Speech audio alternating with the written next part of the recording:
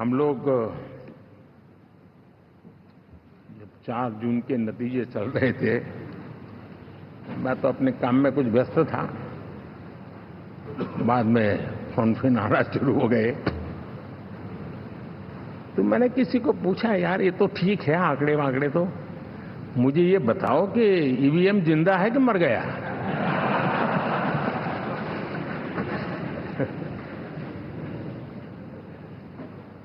क्योंकि ये लोग तय करके बैठे थे कि भारत के लोकतंत्र और लोकतंत्र की प्रक्रिया के प्रति विश्वास ही लोगों का उठ जाए, और लगातार ईवीएम को गाली देना। और मुझे तो लगता था कि शायद इस बार वो ईवीएम की अर्थी का जुलूस निकालेंगे, लेकिन 4 जून शाम आते आते उनको ताले लग गए, ईवीएम ने उनको चुप कर दिया। ये ताकत है भारत के लोकतंत्र की, ये ताकत है भारत की निष्पक्षता की, ये भारत की ताकत है भारत के चुनावी तंत्र की, चुनाव आयोग की। और मैं मानता हूं कि ये आशा करता हूं कि 5 साल तो अब ईवीएम शायद मुझे नहीं सुनाई देगा, लेकिन जब 29 में हम जाएंगे तो फिर से शायद ईवीएम को लेकर के नाचने की शुरुआत करेंगे, क्योंकि इनके सुधरने की संभावना बहुत कम है। आप देखिए, चुनाव के समय मैंने पहली बार देखा, शायद हर तीसरे दिन इलेक्शन कमीशन के काम में रुकावट आए, इसके लिए सुप्रीम कोर्ट के दरवाजे खटखटाए गए, भांति भांति की एप्लीकेशन, और एक ही टोली थी।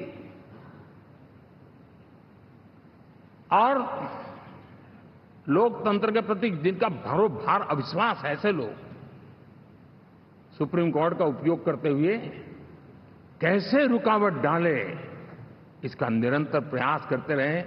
और चुनाव आयोग की ताकत का एक बड़ा हिस्सा अदालतों में, इस पीक आवर्स में, चुनाव के पीक आवर्स में, यानी कितनी निराशा लेकर के ये लोग मैदान में आए थे कि उन्होंने पूरा हमला उसी इंस्टीट्यूट पे लगा दो, ताकि चुनाव के कोई भी परिणाम आए, हम दुनिया के सामने भारत को भी बदनाम कर लें।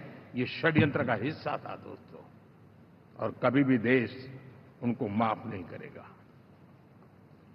साथियों, इंडी गठबंधन वाले जब ईवीएम का विरोध करते हैं तो मैं सिर्फ एक चुनाव के रूप में नहीं देख रहा। मैं मानता हूं ये लोग मन से पिछली शताब्दी के सोच वाले लोग हैं। वे टेक्नोलॉजी को हम महत्व न समझते हैं, न टेक्नोलॉजी स्वीकार करने को तैयार है। और ये सिर्फ ईवीएम में दिखाई दिया, ऐसा नहीं, यूपीआई में दिखाया। जब हमने कहा कि हिंदुस्तान के लोग डिजिटल ट्रांजैक्शन करेंगे, फिनटेक की दुनिया में आज हिंदुस्तान का नाम हो गया, मानने को तैयार नहीं। आधार आज देश की एक पहचान बना है। मैं तो देख रहा हूं कि मुझे कई देश कहते हैं कि हमें आधार की पद्धति से आगे बढ़ना है, आप कैसे मदद कर सकते हैं। उस आधार को रोकने के लिए सुप्रीम कोर्ट में बार बार जाकर के परेशानियां पैदा की। यानी मूलतः ये प्रगति के विरोधी, आधुनिकता के विरोधी, टेक्नोलॉजी के विरोधी इंडी अलायंस हमने देखा है।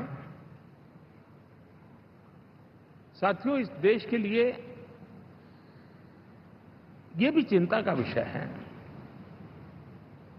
कि विश्व में भारत के लोकतंत्र की ताकत को कम आंकने का प्रयास, और कितना एक्सट्रीम है। मैं दुनिया में ढोल पीट रहा हूं कि हम मदर ऑफ डेमोक्रेसी है, और ये दुनिया में जाकर के बता रहे नहीं हमारे देश में तो डेमोक्रेसी ऐसा कुछ नहीं, कि वो मोदी बैठ गया है, वो एक चाय बेचने वाला यहां पहुंच कैसे गया, कुछ तो गड़बड़ की होगी। ये जो इनकी मनस्थिति है जी, भारत के नागरिकों को चुनाव प्रक्रिया के प्रति अविश्वास पैदा करने का जो उनका षड्यंत्र है, मैं मानता हूं कि अब दुनिया भी भारत के लोकतंत्र की विविधता, विशालता, व्यापकता, गहनता, इन सबको भी जानने समझने के लिए आकर्षित होगी। ऐसे इस चुनाव के नतीजे में देख रहा हूं।